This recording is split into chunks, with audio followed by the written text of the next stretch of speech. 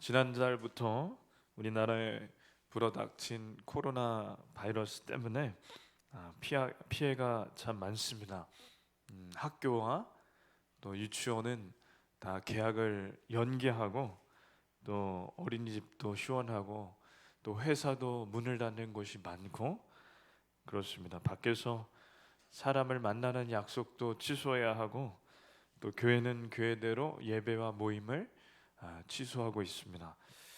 그래서 마스크를 또 구하려고 아무리 애를 써도 다 품절이라 구할 수도 없고, 또 대형마트를 가봐도 약국을 가봐도 없는 이런 대란이 일어났습니다. 저게 친구 목사님이 찍은 사진인데, 목동에서 목회하시는 목사님이 그 교회에서 건너편 행복한 백화점에 마스크가 들어왔다고 이제 소문이 나서 이제 줄을 쓴 건데, 저게 하루 동안 수천 명이 저렇게 줄을 섰다고 이렇게 올렸더라고요.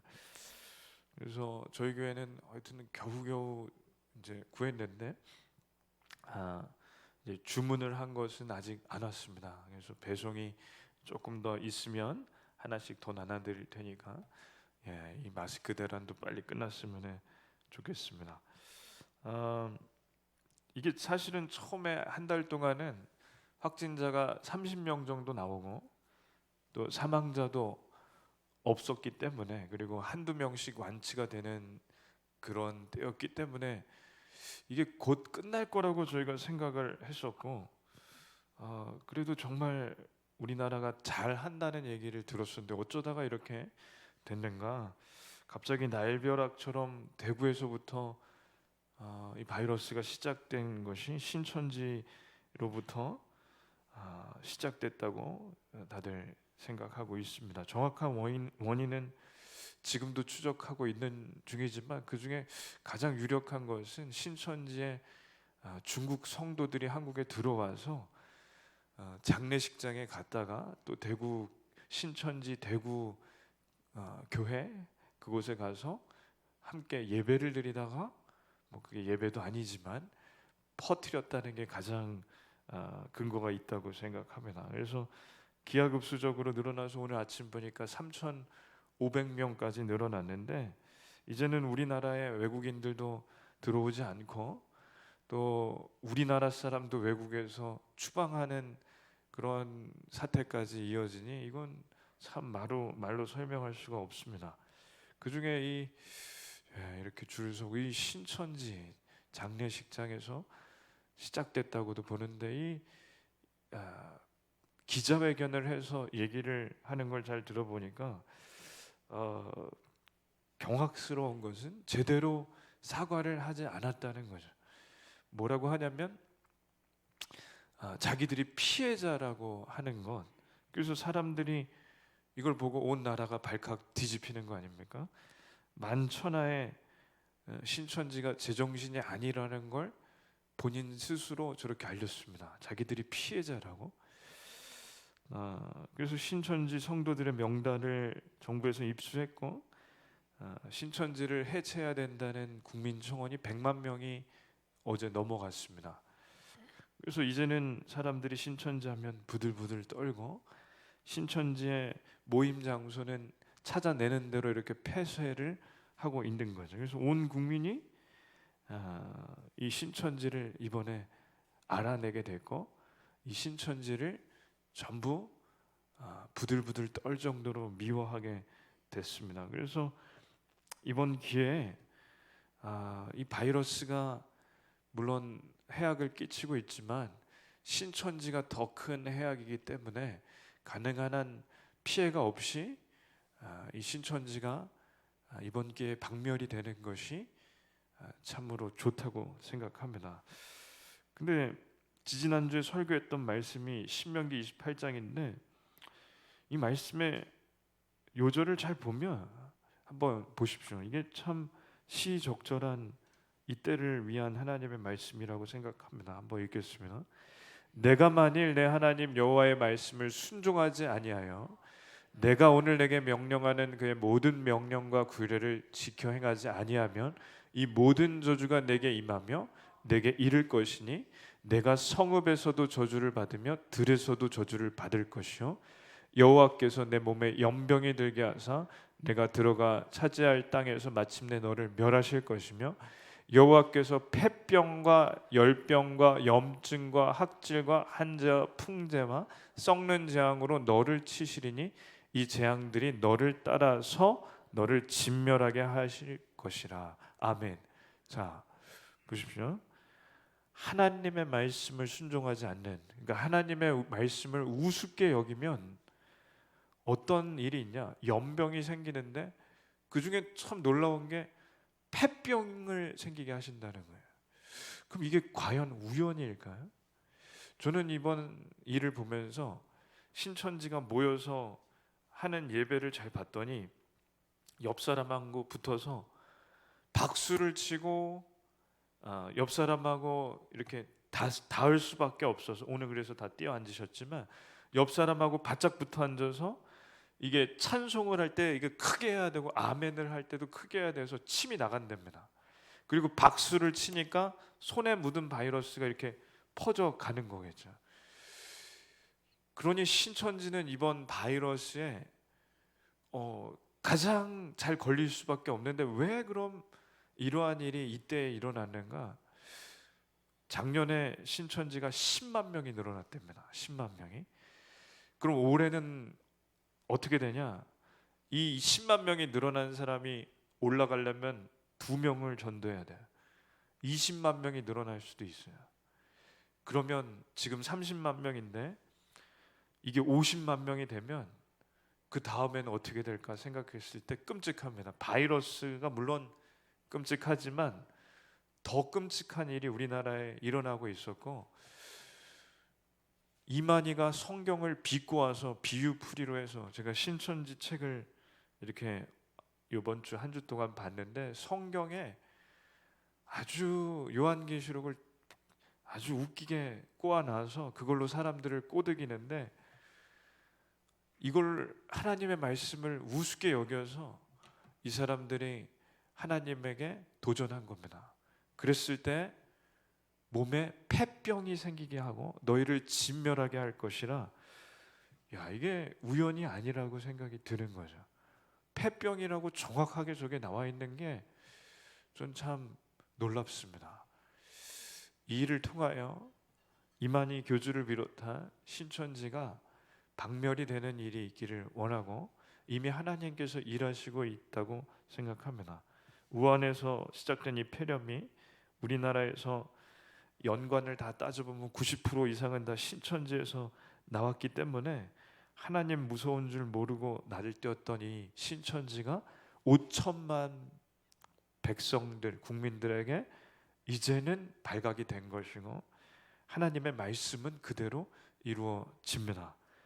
다만 이 일을 통해 신천지는 망하게 되되 그 외의 사람들에게는 피해가 최소화되기를 저희는 기도해야 합니다. 자, 오늘부터 신약을 합니다. 2년 반 정도, 2년 8개월 가량 구약의 모세오경을 했고 이제 3년 가까이, 3년 만에 주일에 신약을 하는데 그 중에서도 요한복음을 합니다. 요한복음은 사도 요한이 쓴 책입니다. 자, 이 사도 요한은 유명한 레오나르도 다빈치가 그린 최후의 만찬을 보면 예수님의 왼쪽에 지금 있는 게 저 사람이 요한입니다. 왜 다빈치는 요한을 예수님의 바로 옆자리에 그렸을까요? 제가 성경을 보되 요한이 최후의 만찬 때 예수님의 바로 옆자리에 있었다는 그런 구절은 없던데 왜 요한을 옆에 두었을까? 요한복음에 보면 예수님께 가장 사랑받은 제자가 요한입니다. 베드로가 아니라 가장 사랑받은 제자가 요한입니다. 아마 레오나르도 다빈치는 그걸 보고 저렇게 그렸을 거라 생각하는 거죠. 미국에서 한 해 아이들을 낳으면 남자 아이들 중에 가장 많이 이름 붙여지는 이름은 요한입니다. 그래서 남자 아이들 중에 제일 많이 이름을 지으니까 가다가 미국에서 존, 요한 그러면 뒤돌아보는 사람이 길에서도 많다는 거죠. 요한은 10대쯤 후반쯤에 예수님을 처음 만나서 제자가 되는데 자기의 친형인 야고보에게 우리가 기다렸던 그분이 드디어 오셨다고 합니다. 그래서 형 야고보가 예수님의 제자가 됩니다. 요한은 야고보도 그렇지만 원래 성격이 불같은 사람인데 예수님과 같이 길을 가는 중에 사마리아 마을에 들어갈 때 그 마을 사람들이 예수님과 제자들을 막았습니다. 그때 요한이 화가 나니까 뭐라고 하냐면 저들에게 불을 내려 없애달라고 하면 어떨까요, 주님? 그럽니다. 그래서 예수님이 이런 아주 화가 많은 요한에게 붙여주신 별명이 뭐냐면 보아너게라고 해요. 보아너게는 우레의 아들. 우레는 천둥번개인데 이 천둥번개가 내려치는 그 아들이라는 건 아주 성격이 불같다는 거죠. 그리고 요한은 어떤 사람이냐? 아주 높아지고 싶은 마음이 있는 사람입니다.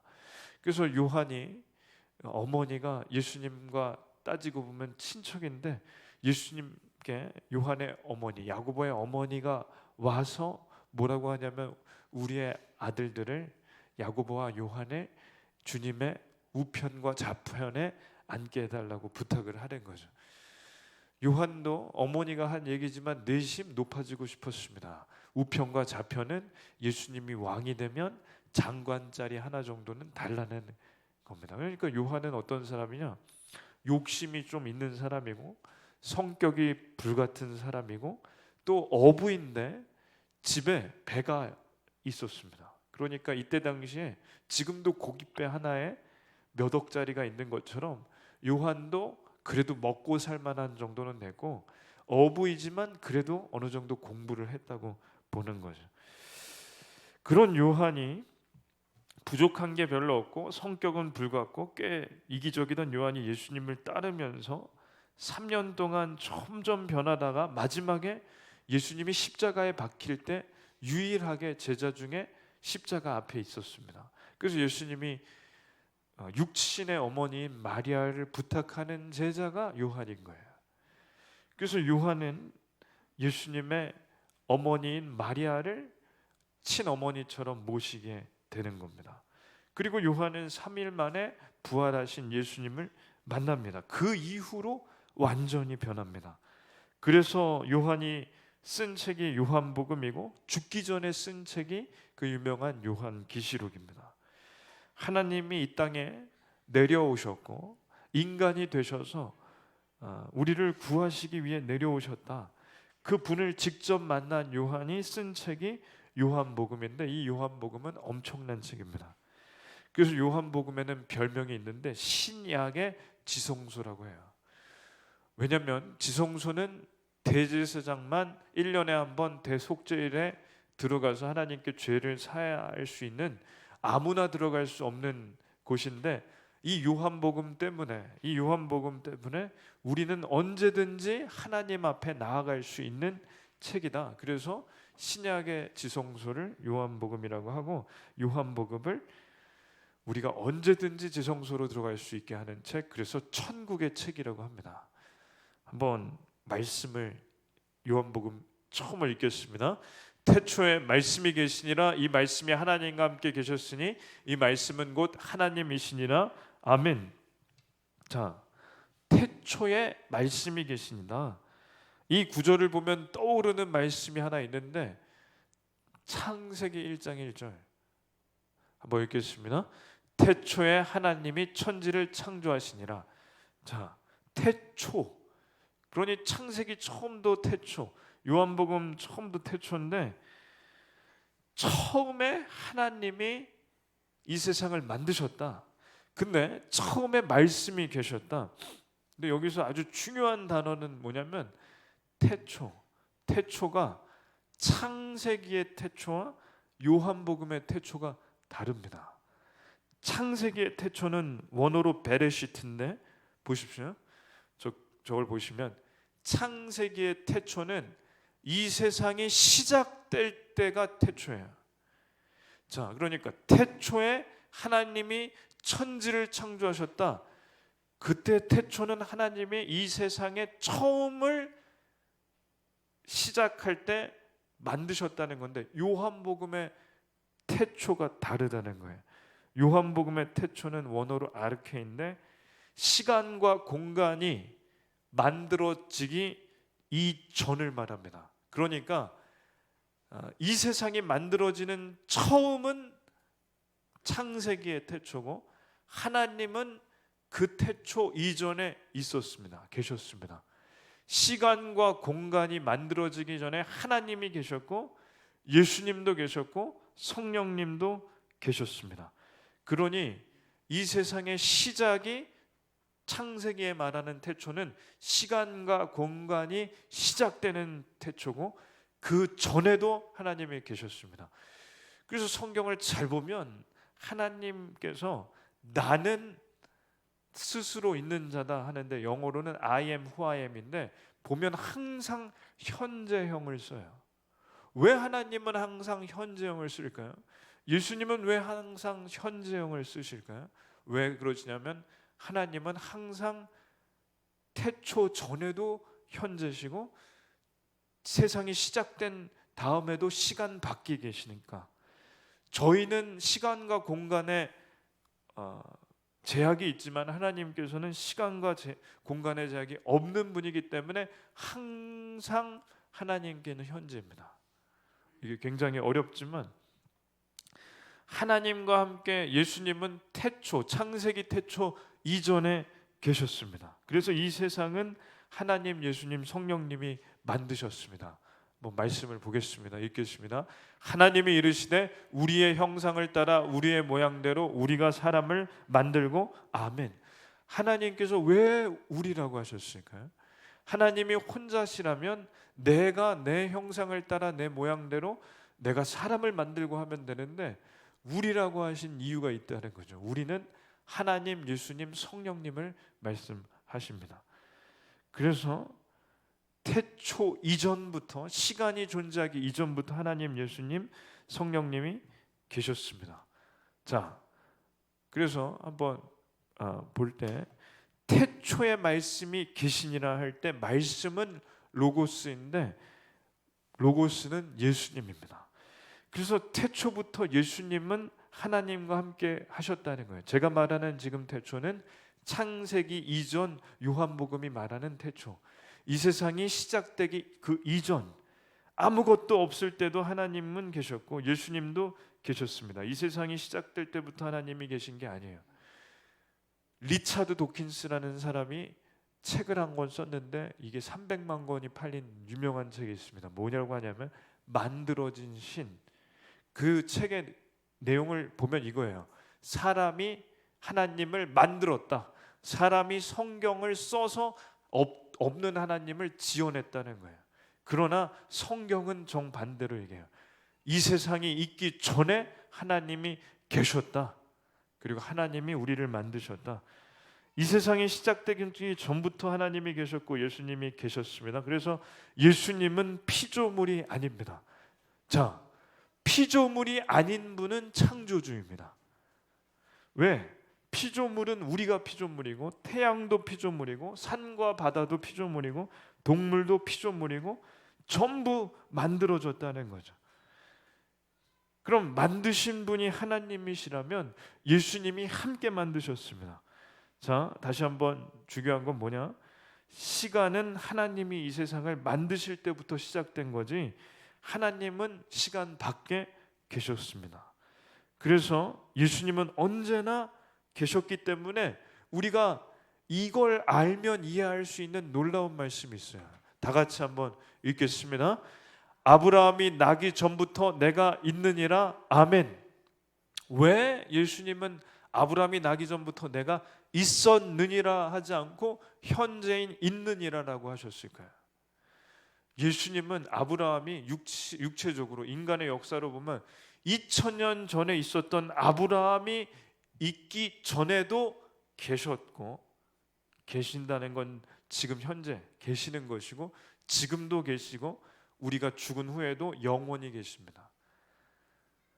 그러니 영원 전부터 영원 끝까지 계시니까 그걸 성경은 뭐라고 표현하면 알파요 오메가라고 하는 거죠. 자, 그래서 이 세상이 시작되기 전부터 예수님이 계시기 때문에 이 땅에 인간으로 오신 예수님을 요한이 만난 겁니다. 그래서 이 세상에 모든 것이 만들어지기 전에 예수님이 계셨다는 것은 예수님은 창조된 분이 아니라 창조하신 분입니다. 이 땅의 모든 것은 다 만들어졌는데 이 강대상은 화평성구의 김범래 사장님이 만들었고, 이 마이크는 마이크 회사에서 만들었고, 이거는 애플이라는 회사에서 만들었고, 이건 이모컨 회사에서 만들었고, 다 만들어졌다는 거죠. 근데 저희 교회 앞에 은행나무는 하나님이 만드셨습니다. 저희 교회 앞에 집 사는 큰 개도 하나님이 만드셨습니다. 저도 하나님이 만드셨습니다. 이 자리에 계신 분들 다 하나님께서 만드셨습니다. 그렇기 때문에 하나님께서는 인간을 만드시고 인간을 통해 이런 것들이 나오게 된 거죠. 그럼 우리를 만드실 때 어떻게 만드셨냐? 자, 보십시오. 하나님이 말씀으로 이 세상을 만드셨습니다. 말씀으로 만드셨는데 말씀이 뭐라고 했죠 아까? 예수님. 그러니까 하나님께서 왜 예수님하고 함께 만드셨다고 하냐면 하나님이 말씀하시되 빛이 있으라. 근데 말씀이 예수님이에요. 그러니 말씀이 예수님을 통해서 나가야만 이 세상이 하나씩 만들어지는 거예요. 그러면 이 땅의 모든 생명체에게는 생기를 불어넣으시는 분이 있는데 그분이 성령님입니다. 그래서 하나님 혼자 만드신 게 아니라 하나님, 예수님, 성령님이 이 세상을 함께 만드셨습니다. 그러니 오늘 말씀이 이런 거예요. 한번 읽겠습니다. 만물이 그로 말미암아 지은 바 되었으니 지은 것이 하나도 그가 없이는 된 것이 없느니라. 아멘. 그는 예수님이고 만물이 예수님으로 말미암아 지어졌고 예수님 없이는 만들어진 것도 하나가 없습니다. 만들어진 것이 하나도 없습니다. 그래서 이 땅에 있는 모든 것은 예수님으로부터 나왔다는 것이고, 이걸 바울은 이렇게 말합니다. 한번 읽겠습니다. 그러나 우리에게는 한 하나님 곧 아버지가 계시니 만물이 그에게서 났고 우리도 그를 위하여 있고 또한 한 주 예수 그리스도께서 계시니 만물이 그로 말미암고 우리도 그로 말미암아 있느니라. 아멘. 자, 또 있습니다. 한번 읽겠습니다. 그로 말미암아 모든 세계를 지으셨느니라. 그는 누굴까요? 예수님. 만물이 그에게서 났습니다. 그는 누굴까요? 예수님. 만물이 그로 말미암아 지은 바 되었습니다. 그는 누구냐? 예수님입니다. 그러니 하나님께서 말씀을 하시는데 예수님이 바로 말씀이십니다. 그리고 그 만들어진 모든 것에 생명체에 생기를 넣어주신 분은 성령님입니다. 그렇다면 하나님, 예수님, 성령님이 창세기 태초 이전부터 계셨다는 게 믿어지십니까? 믿어지셔야 되는데, 이게 믿어지시면 요한복음이 천국의 책이 이해가 되는 겁니다. 지금 마스크 쓰셔서 이게 공기가 머리로 뇌로 잘 안 가기 때문에 잘 이해도 되지만 그래도 하여튼 아멘 무조건 하셔야 됩니다. 자, 그러면 예수님 안에 생명이 있습니다. 한번 읽겠습니다. 그 안에 생명이 있었으니 이 생명은 사람들의 빛이나. 자, 누군가가 예수님께 생명을 준 것이 아닙니다. 처음에 기독교가 시작됐을 때 거의 대부분의 이단이 여기서 잘못되는 거예요. 예수님이 인간으로 오셨기 때문에 인간인 예수님을 누가 만들었다, 하나님이 만드셨다고 생각하고, 이단 중에 희한한 이단은 하나님도 누가 만들었다는 이단도 있어요. 이건 상상을 초월한 이단이죠. 근데 예수님이 이 땅에 오셨을 때 예수님이 시작됐다고 생각하는 이단은 그럴듯합니다. 왜? 예수님이 이 땅에 오셨을 때부터 시작된 게 아닌가? 아닙니다. 그래서 요한복음이 중요합니다. 태초가 이 세상이 시작되는 태초이고, 그 이전의 태초는 뭐냐? 이 시간과 공간이 만들어지기 이전에 하나님, 예수님, 성령님은 함께 계셨습니다. 세 분이 힘을 합쳐서 우리를 만드시고 세상을 만드셨습니다. 그게 태초, 창세기의 태초. 자, 그러면 생명이 예수님 안에 있다는 게 뭐냐? 모든 생명의 원천이 예수님께 있다는 건데 왜 지금 나무들이 살아 있을까요? 왜 동물들이 살아 있을까요? 지금 저희가 어떻게 숨을 쉴 수 있을까요? 저희 안에 생명이 들어와 있는 겁니다.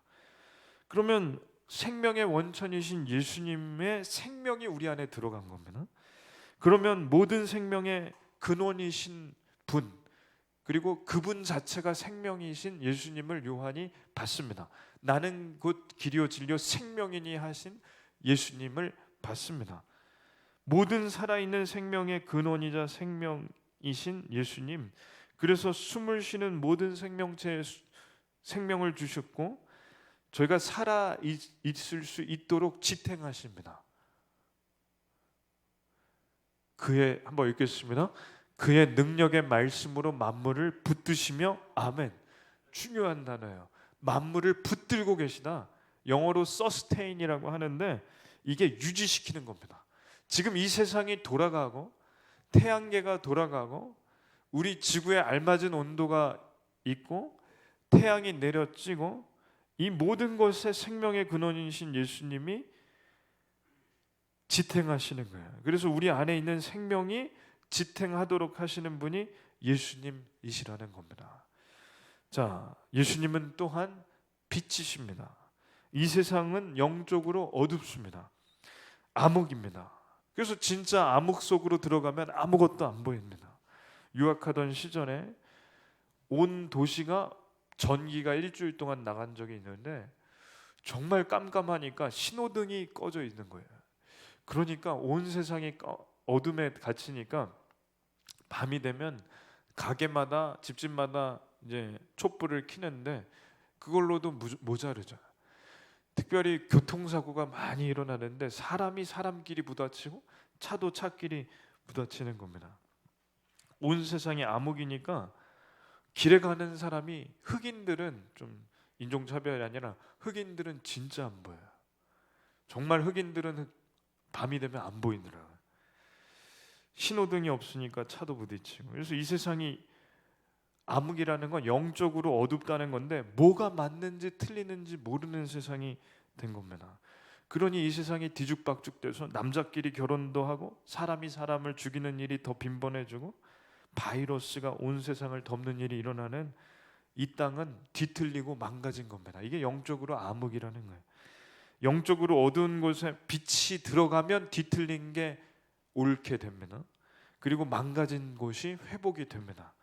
대구에 살 때 1년 동안 1층에서 살았는데 놀라운 게 그 집에 지하실이 하나 있었어요.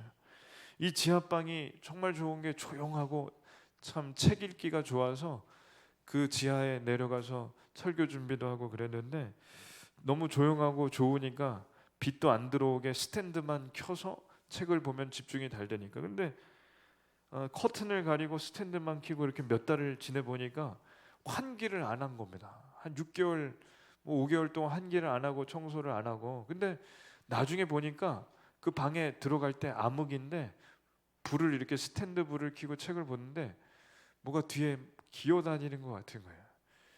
나중에 보니까 그 지하실에 환기를 안 하고 빛이 아예 안 들어오도록 하니까 그 영화 기생충처럼 바퀴벌레, 진해, 거미 이런 것들이 많더라고요.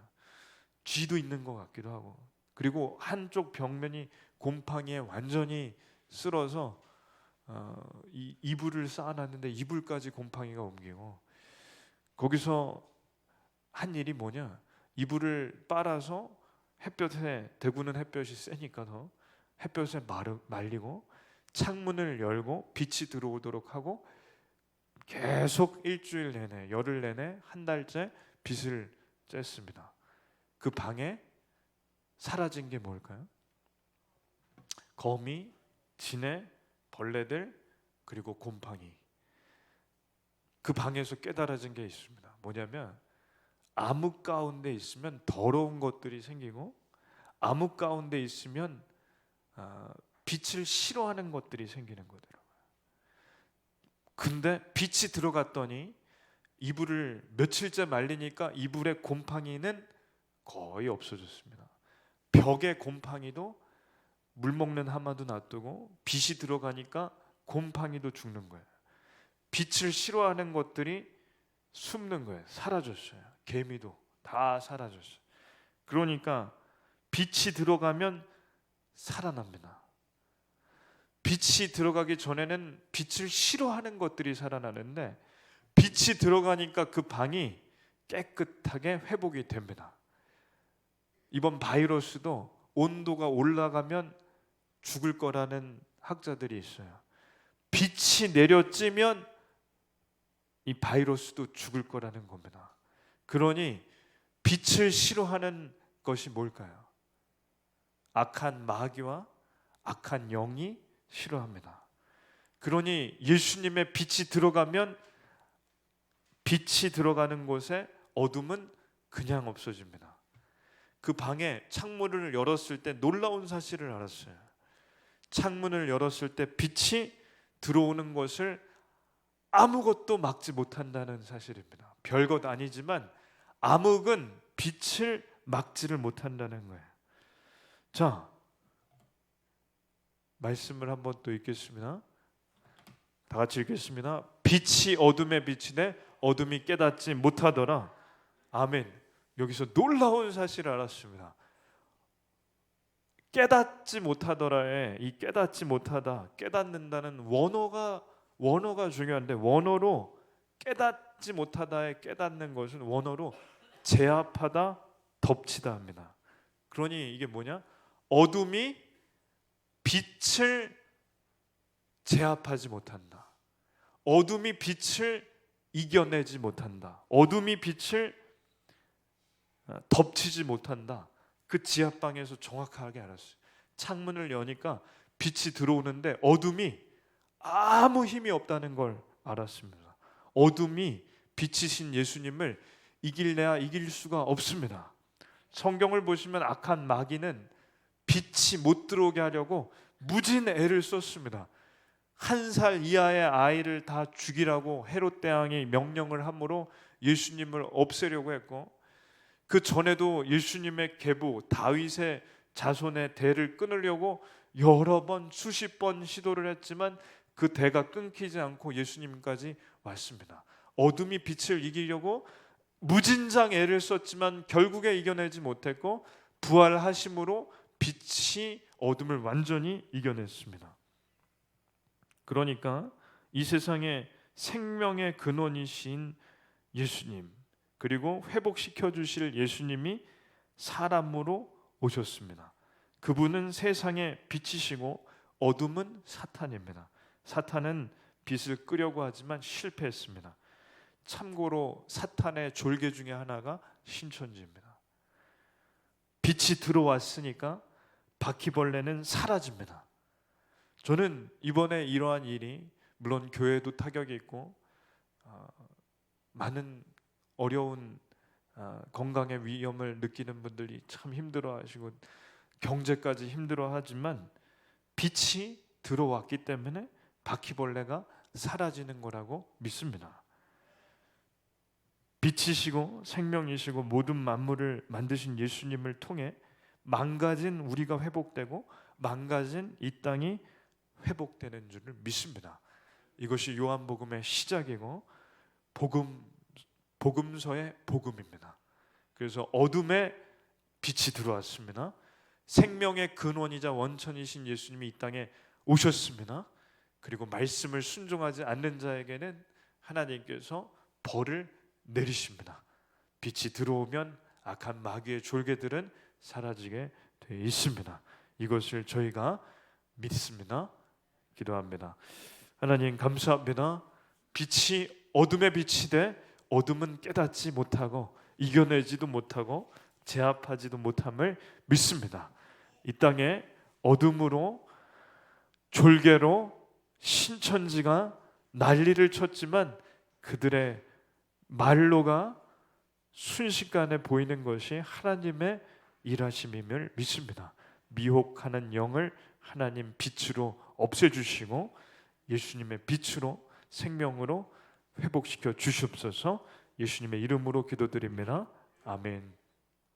찬송 621장 드리며 준비하신 예물 올려드리겠습니다.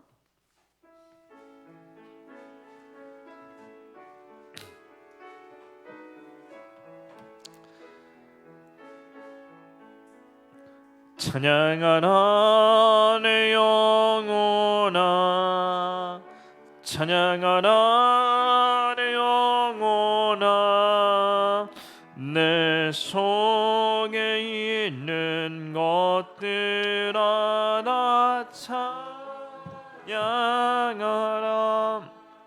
아멘. 하나님께 올려드린 감사의 제목을 나누겠습니다. 주님 은혜에 감사드립니다.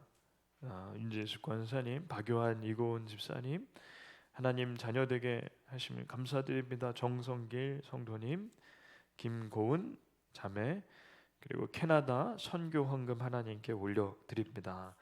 이외에 11조와 건축과 선교 헌금으로 올려드립니다. 하나님 감사드립니다. 주님 은혜에 감사드립니다. 직장 터를 주셔 업을 위하여 애쓰고 수고하며 10여 년 가까이 오는 동안 하나님께서 지켜주심을 감사드립니다. 하나님 이 다음에도 하나님께서 인도하여 주시옵소서. 하나님의 자녀가 되게 해주심을 감사드립니다.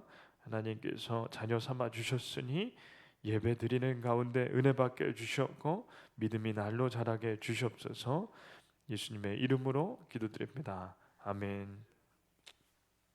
광고하겠습니다. 오늘 점심 식사 오후 모임은 없습니다. 예배 후에 바로 귀가하시겠습니다. 교회에서 빵과 음료를 준비했습니다. 그래서 가시는 길에 1층에서 받아가시면 됩니다. 당분간 주중 기도회와 예배 모임 양육을 쉬겠습니다. 그리고 안정이 될 때까지는 교회 1층 문도 폐쇄하겠습니다. 저희 교회 1층에 이렇게 보니까 또 외부인들이 화장실을 또 많이 이용하시기도 하고 그래서 아무래도 이럴 때에는 저희가 모르는 분들을 좀 주의하는 게 좋을 것 같습니다. 주중에 교회 1층 문은 폐쇄하고 혹 급하신 일이 있거나 그러면 전화 주시면 감사하겠습니다. 각 가정에서 이럴 때일수록 나라를 위해 주중에 기도해 주시기를 부탁드립니다. 절기 안내해 드립니다. 사순절은 2월 26일부터 4월 9일까지인데 예수님의 그 40일 동안 십자가에 못 박히시기 전에 이 고난 주간처럼 저희도 참 온 나라가 고난인데 이 기간 동안 잘 예수님의 십자가를 묵상하는 기간 되기를 원합니다. 그리고 고난 주간이지만 마지막 주에 4월 5일에는 창립 40주년이 있습니다. 또 부활 주일은 4월 10일 주일입니다. 오늘 많은 성도님들이 나오시지 못했는데 또 나라에서 예배를 좀 지양해 달라는 부탁도 있었기 때문에 참 고민이 많았지만 저희가 좀 잘 예방하는 그런 단계를 가지고 저에게 또 의료인도 있기 때문에 오늘은 예배를 드렸습니다. 그래서 오늘 마스크를 잘 해주시고 또 교회 지침에 따라 주신 것을 감사드립니다. 다음 주에는 어떻게 될지 또 한 주 동안 기도하면서 또 준비해 보겠습니다. 간절히 기도하옵기는 이 코로나 사태가 신속히 종결이 되어서 저희 교회가 함께 예배드리는 것이 얼마나 감사한 것인지를 제가 지금 다시 깨닫게 됩니다. 그래서 모두가 함께 모여 예배드리게 되는 날이 빨리 오기를 다들 기도해 주시기를 부탁드립니다. 주기도문과 축도로 예배를 마칩니다. 하늘에 계신 우리 아버지여, 이름이 거룩히 여김을 받으시오며 나라에 임하옵시며 뜻이 하늘에서 이룬 것 같이 땅에서도 이루어지이다. 오늘날 우리에게 일용할 양식을 주옵시고 우리가 우리에게 죄진 자를 사하여 준 것 같이 우리 죄를 사하여 주옵시고 우리를 시험에 들게 하지 마옵시고 다만 악에서 구하옵소서. 되게 나라와 권세 영광이 아버지께 영원히 있사옵나이다. 아멘. 이제는 우리 주 예수 그리스도의 은혜와 성부 하나님의 무한하신 사랑과 성령님의 위로내줘 충만 교통하심 치유하심이 이 땅에 창궐한 이 바이러스에 시달리는 모든 백성들 위해, 그리고 우리 교회 성도님들 위해, 이 자리에 계신 모든 성도들 위해, 집에 계신 성도들 위해 이제로부터 영원토록 함께 있을지어다. 아멘.